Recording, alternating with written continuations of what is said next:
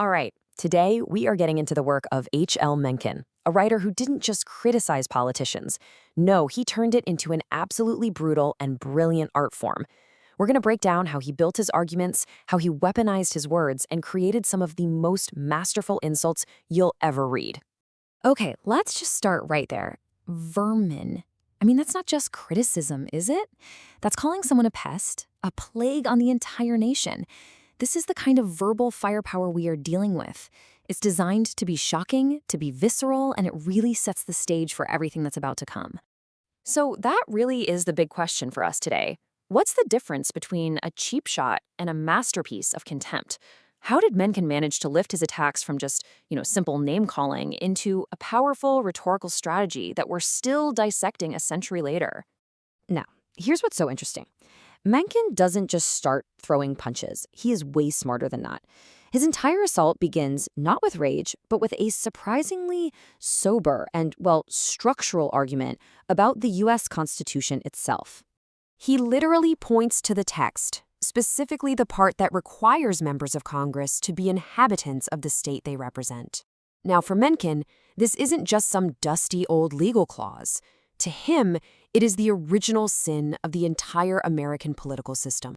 And here's his logic. It's pretty straightforward. By forcing every district to only choose from its own local candidates, the Constitution, in his view, pretty much guarantees mediocrity. It ensures that the so-called talent pool is often, very shallow, which leads to small-minded, second-rate lawmakers. So here's the key. Before he calls anyone a fool, he first builds this almost legalistic foundation for why the system is designed to produce fools in the first place. Okay, so with that constitutional groundwork all laid out, now Mencken unleashes his verbal arsenal.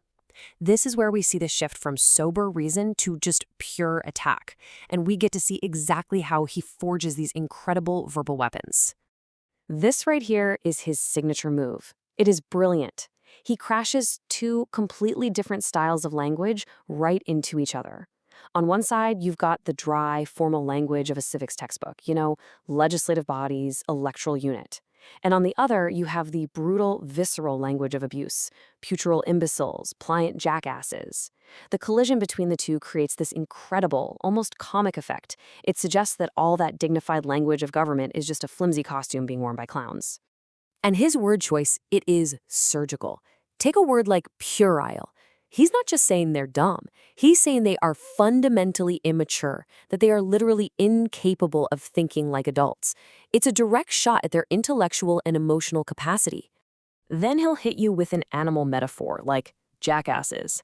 This is a classic move, right? To dehumanize the target. It completely strips them of their dignity and reduces them to these stubborn, unthinking animals who are just carrying out orders without any real thought. And finally, we're back to vermin. This is the ultimate escalation. It recasts his political opponents not as being mistaken or even incompetent, but as a plague, a pestilence that needs to be eradicated for the health of the entire nation. It is, by far, the most extreme term in his arsenal. Now let's talk about one of his most powerful structural weapons, the catalog. This is where he lists detail after detail after detail in one long, relentless series. The goal here is to just bury his opponent under the sheer weight of their own mediocrity, to make his case feel not just argued, but proven by volume. Just listen to the rhythm of that sentence. It's a single, breathless summary of an entire career. Hedge school, preposterous college, native swamps, county superintendent. Each step is just another marker of mediocrity, and the sentence just marches forward, relentlessly, without a pause. It mirrors the grim, inevitable rise of this totally unremarkable man. And then, bam! After that long, winding sentence, he hits you with this, a short, sharp, brutal verdict. This contrast in rhythm is a classic Mencken move. The long sentence is where he piles up all the evidence, and the short one delivers the final gavel slam of a judgment. So now that we've seen all the individual weapons, let's put it all together. We're going to do a close reading of Mencken's final, devastating two-sentence description of a congressman and see how all these techniques just converge into one killer blow. He starts with in brief, which tells you this is the final judgment. And look at this little powerhouse of a phrase. Knavish, that's for dishonest, preposterous for absurd, and non-entity for completely and utterly insignificant. In just 4 words, he delivers a complete and total character assassination. This is just so clever. He uses a spatial metaphor to place the congressman with almost scientific precision. See, he isn't just absurd. His absurdity can be measured. It can be triangulated on a scale between two other points. It's a way of making a brutal insult sound like a calm, calculated assessment. And just look at the 2 points he chooses for his scale. On one side, you have a Kleagle of the Ku Klux Klan, a figure of real sinister menace. And on the other side, you have the grand worthy bow wow of the Knights of Zoroaster, a title that is completely made up, grandiose, and utterly ridiculous. The congressman, then, is this perfect hybrid of actual evil and farcical nonsense. And there it is, the final blow. This sentence is short, it's brutal, and it's almost entirely made of single-syllable words. This simple, hammering rhythm gives it this incredible force that more complex language just couldn't achieve. So here's the power move, the whole point. The sentence gets its devastating power from contrast. It forces you to hold two completely contradictory ideas in your mind at the exact same time. The squalor of the word vermin right next to the civic grandeur of the laws of the United States. That collision, that is the entire argument. So after dissecting all of that, let's just step back for a second and ask the big question.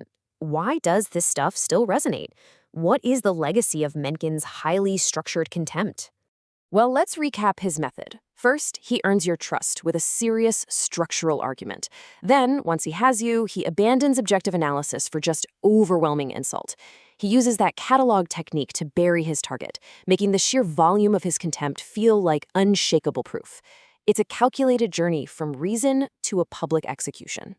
And this technique, the catalog, I promise you, it is everywhere once you start looking for it. It's a key tool in persuasive writing because it creates the impression of exhaustive evidence. From political speeches to advertising copy, the idea of overwhelming an audience with examples to make a case feel unanswerable, that's a strategy pulled directly from this playbook.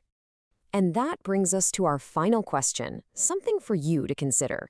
Mencken, as we saw, built his insults on a foundation of argument and literary technique. So, looking at our own political discourse today, where do you see the line?